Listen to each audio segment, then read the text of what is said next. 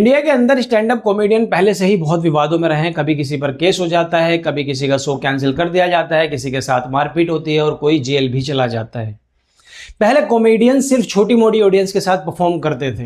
हाँ, मुश्किल से 20 से 25 लोग आते शो को देखने, लेकिन आज कॉमेडियन बड़े बड़े स्टेडियम तक सोल्ड आउट कर रहे हैं। ओटीटी प्लेटफॉर्म उन्हें अपने प्लेटफॉर्म पर लाने के लिए लाइन लगाए बैठे होते हैं, सिर्फ इसलिए ताकि उनका कंटेंट उनके प्लेटफॉर्म पर भी आ सके। मैं इसलिए बता रहा हूं क्योंकि आपको यह समझना चाहिए कि आज के समय में कॉमेडियन कितना प्रभाव रखते हैं मीडिया के ऊपर और लोगों के ऊपर। और एक ऐसा ही प्रभावशाली कॉमेडियन है प्रणीत मोरे।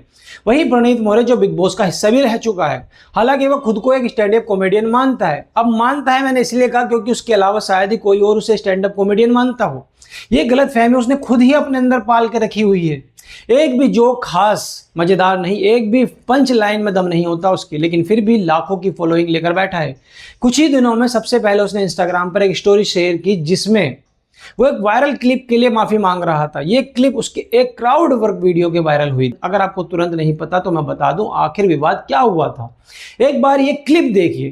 क्लिप में एक लड़का अपनी डेट का किस्सा सुनाता है। वो बताता है कि उसने लड़की पर पैसे खर्च किए, उसके साथ समय बिताया और फिर पार्क में जाकर उसके साथ थोड़ी बहुत नजदीकियां बढ़ाने की कोशिश की, लेकिन लड़की ने उसका हाथ पकड़कर साफ कहा है कि वो सिर्फ दोस्त थे। यही वो क्लिप है जिसकी वजह से पूरा विवाद शुरू हो चुका हो गया। मगर तू बता क्या खाएगी? हाँ। तो हमने चिकन बिरयानी खाई, वो खाई होगी 360-370 रुपए की। फिर वो कहती घर छोड़ाओ। मगर यार 370 रुपए लगे हैं, मगर वसूल तो करूँगा। पीक गुड़गांव कंटेंट खा गई मेरे वैसे। तो क्या हुआ?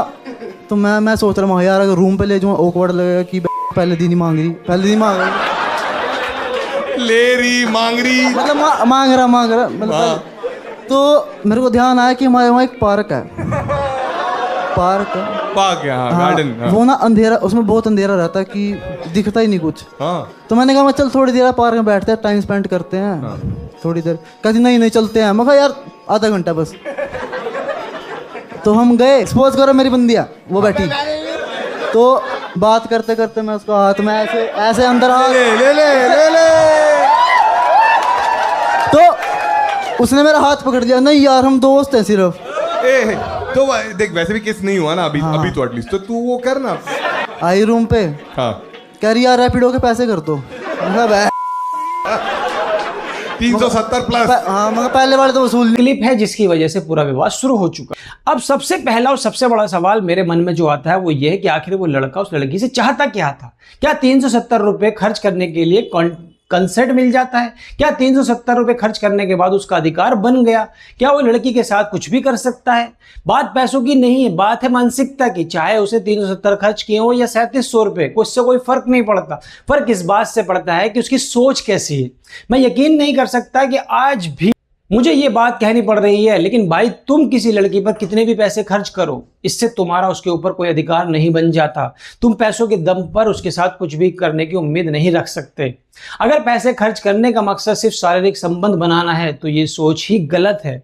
ऊपर से वो लड़का खुद ये स्वीकार कर रहा था कि लड़की का मन नहीं था, फिर भी वो अपनी हरकतों को मजाक की तरह पेश कर रहा था उस शो के अंदर। बिना परमिशन के तुम किसी लड़की को छू भी नहीं सकते हो। अगर इतनी सी बात भी किसी को नहीं पता तो ये उसकी सोच और परवरिश दोनों पर सवाल खड़ी करती है। उसका व्यवहार ऐसा लग रहा था जैसे उसने 370 रुपए देकर किसी इंसान को खरीद लिया हो, यानी कि अब उसके साथ वो शारीरिक संबंध बना सकता है। बेहुदा, गैर तार्किक और परेशान करने वाली कहानी थी। उतनी ही परेशान करने वाली प्रणीत मोरे की प्रतिक्रिया भी थी। पूरी वीडियो में इस आदमी की हंसी नहीं रुक रही थी। उसके सामने एक व्यक्ति लगभग ये स्वीकार कर रहा था कि उसने एक लड़की की मर्जी के बिना उसके साथ शारीरिक नजदीकियां बनाने की कोशिश की थी और वो इस बात पर हंस रहा था क्योंकि प्रणीत मोरे खुद चूतिया लगता है। अब कई लोग प्रणीत मोरे को डिफेंड करते हुए कहेंगे कि इसमें प्रणीत की क्या गलती है? आखिर बात तो ऑडियंस में बैठे लड़के ने की थी, प्रणीत ने थोड़ी नहीं कही। और तकनीकी रूप से ये बात सही भी है। क्राउड वर्क में ऑडियंस क्या बोलेगी ये हमेशा कॉमेडियन के कंट्रोल में नहीं होता। लेकिन आपने एक बात सोची, एडिटिंग किसके हाथ में थी? वीडियो अपलोड करने का फैसला किसके हाथ में था? अगर उस समय उसके दिमाग में उस लड़के को रोकने का विचार नहीं भी आया तो इसके बाद एडिटिंग करते समय पूरा हिस्सा हटा सकता था। वो उसे पूरे सेगमेंट को निकाल सकता था, लेकिन उसने ऐसा किया ही नहीं। उसने ऐसा इसलिए नहीं किया, उसे भी पता है कि विवादित बातें लोगों का ध्यान खींचती हैं। जब कोई बात कंट्रोवर्शियल होती है तो लोग उससे ज्यादा शेयर करते हैं, ज्यादा चर्चा करते हैं और उससे ज्यादा व्यूज भी आते हैं। लेकिन सच कहूं तो मुझे प्रणीत से भी ज्यादा हैरानी इसकी प्रतिक्रिया देखकर हुई, क्योंकि उस कमरे में सिर्फ लड़के नहीं बैठे थे, वहां लड़कियां भी मौजूद थी। और सिर्फ मौजूद ही नहीं थी, वो हंस भी रही थी, ताली बजा रही थी, जैसे कोई बहुत शानदार पंचलाइन सुनाई गई। मेरे हिसाब से इस पूरे विवाद का सबसे चिंताजनक और समस्याग्रस्त हिस्सा यही है। अब यहाँ कुछ लोग एक और तर्क देते हैं, वो कहते हैं कि कॉमेडियन कोई शिक्षक नहीं होता, उसका काम लोगों को हंसाना होता है, नैतिकता का पाठ पढ़ाना नहीं। और ईमानदारी से कहूँ तो मैं भी नहीं मानता कि कॉमेडियन को मंच पर खड़े होकर लोगों को भाषण देना चाहिए। लेकिन समस्या यह है कि कॉमेडियन शिक्षक नहीं है, एक इन्फ्लुएंसर ही है। आज के समय में कई स्टैंड अप कॉमेडियन की ऑडियंस कुछ राजनेताओं, पत्रकारों और अभिनेताओं से भी ज्यादा वफादार होती है। लोग इनके वीडियो देखते हैं, इनकी बातों को गंभीरता से लेते हैं, इनके क्लिप सोशल मीडिया पर हर दिन वायरल होते रहते हैं। और जब किसी व्यक्ति के पास इतना प्रभाव हो, उसके साथ जिम्मेदारी भी उतनी ज्यादा आ जाती है, चाहे वो अपनी जिम्मेदारी को स्वीकार करे या फिर वो ना करे, लेकिन वो जिम्मेदारी मौजूद रहती है उसके पास। ऐसे ही जिम्मेदारी प्रणीत मोरे के कंधों पर भी थी। कई बार लोग ये भूल जाते हैं कि मंच पर कही गई बात सिर्फ उसके कमरे तक सीमित नहीं है। आज एक क्लिप कुछ सेकंड में लाखों लोगों तक पहुंच जाती है। ऐसे में किसी भी बात को सिर्फ मजाक कहकर उससे पूरी तरह बचा नहीं जा सकता है। मुझे लगता है कि भारतीय स्टैंड अप कॉमेडियन सीन के साथ कहीं ना कहीं एक समस्या जरूर है। कई कॉमेडियन ऐसे हैं जो ऑडियंस से ज्यादा खुद हंसते रहते हैं। कुछ लोग बार बार वही पुराने घिसे पिटे मजाक सुनाते रहते हैं और बाकी लोग डार्क ह्यूमर के नाम पर हर चीज को सामान्य बनाने की कोशिश भी करते रहते हैं। कई बार ऐसा लगता है कि अच्छी कॉमेडी लिखने की बजाय सिर्फ विवाद पैदा करने के ही कंटेंट लिखे जाते हैं। कोई धार्मिक भावनाओं को निशाना बना रहा है तो कोई किसी जेंडर की भावनाओं को निशाना बना रहा है। कई बार ऐसा लगता है कुछ कॉमेडियंस कॉमेडी करना ही भूल गए हैं।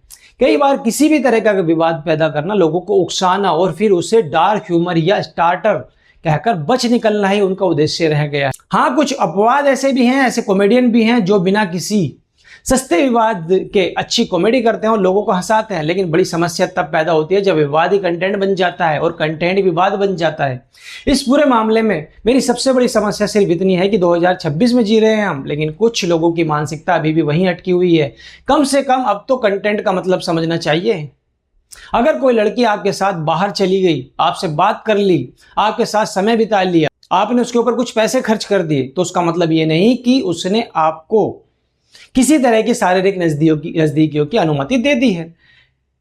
कंसेंट का मतलब सिर्फ ना सुनना नहीं है। कंसेंट का मतलब सामने वाले की स्पष्टता और स्वेच्छा से की गई सहमति। और अगर वो सहमत नहीं है तो बात वहीं खत्म हो जाती है। लेकिन आज भी कुछ लड़कों की सोच ऐसी है जैसे हर लड़की सिर्फ उनके बारे में ही सोच रही हो, जैसे किसी लड़की के साथ समय बिताने भर से उन्हें कोई विशेष अधिकार मिल जाता हो। और यही सोच सबसे बड़ी समस्या भी बन चुकी है हमारे भारत में।